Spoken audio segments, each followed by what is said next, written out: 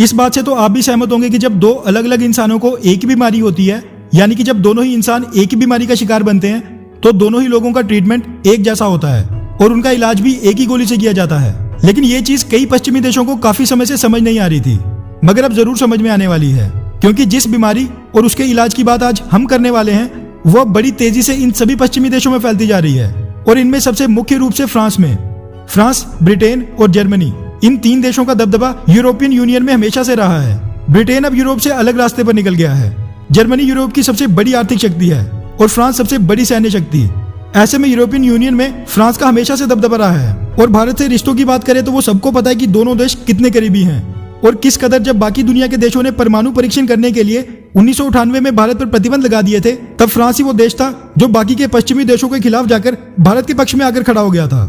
लेकिन फिर भी एक मुद्दा ऐसा रहा जहां पर फ्रांस ने हमेशा ही भारत की कड़ी आलोचना की है और हर बायलैटरल विजिट और मीटिंग में वो भारत को खरी खोटी सुनाता रहा, और वो है कश्मीर और भारत में इस्लामिक कट्टरपंथियों पर कार्रवाई का मुद्दा। जब भी भारतीय सरकार ने भारत में गैर कानूनी गतिविधियां करने, दंगे भड़काने और मनी लॉन्ड्रिंग जैसे मुद्दों पर इन सभी संगठनों और लोगों पर कार्रवाई की है, फ्रांस सहित बाकी के पश्चिमी देश हर बार भारत को मानवाधिकारों का पाठ पढ़ाने निकल जाते थे। लेकिन आज ये सभी देश भी भारत वाली स्थिति पर आकर खड़े हो गए हैं और इनमें से कई देशों में अब ये अलगाववाद, कट्टरपंथी ताकतें चरम पर हैं। और इसका सबसे ताजा नमूना हमें कुछ ही दिन पहले फ्रांस में देखने को मिला, जब वहां पैगंबर का बस एक कार्टून दिखाने पर एक शिक्षक की दिन दिहाड़े गला कुरेदकर हत्या कर दी गई। और इसके पहले भी पाकिस्तानी मूल के एक आदमी ने छुरी घोंपकर 2 लोगों को जख्मी कर दिया था।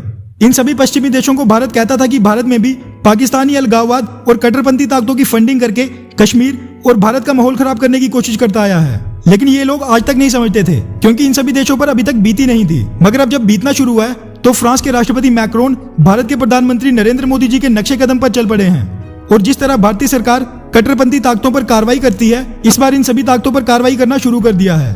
दरअसल फ्रांस के राष्ट्रपति मैक्रोन ने यह ऐलान कर दिया है कि फ्रांस में फलस्तीन समर्थक कट्टरपंथी संगठन बंद कर दिए जाएंगे। इसी के साथ शिक्षक की हत्या करने वाला मुस्लिम शख्स पेरिस की जिस मस्जिद में जाता था, वहां से 12 और लोगों को अरेस्ट कर दिया गया है और उस मस्जिद को 6 महीने के लिए बंद करने के आदेश दे दिए हैं। इसी के साथ फ्रांस में अब उन सभी कट्टरपंथी मौलवी, मौलानाओं और संगठनों की लिस्ट तैयार की जा रही है जो देश में अलगाववाद और शरिया कानून की वकालत करते हैं और वहां के मासूम मुसलमानों को देश के मुख्य धारा से अलग करने की कोशिश कर रहे हैं। और राष्ट्रपति मैक्रोन ने यह ऐलान कर दिया कि इन सबको फ्रांस से धक्का मारकर बाहर निकाल दिया जाएगा।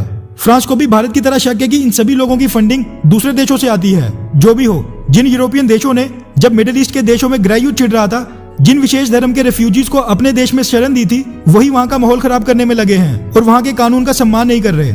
मेरा मानना है कि कट्टरपंथी ताकतें जिस धर्म में भी हो, वो देश का नुकसान ही करती हैं। ऐसे में हमें ऐसी मानसिकता को बढ़ावा बिल्कुल नहीं देना चाहिए। और एक बार फिर से कहूंगा, दवाई कड़वी ही होती है, लेकिन हर प्रकार के रोग ठीक कर देती है। वैसे धार्मिक कट्टरपंथी ताकतों पर आपकी क्या राय है? नीचे कमेंट करके जरूर बताएं। अच्छा सुनो, चैनल को सब्सक्राइब करो, उसके बाद घंटी बजा देना ताकि अगली वीडियो आपसे मिस ना हो पाए। Thank you.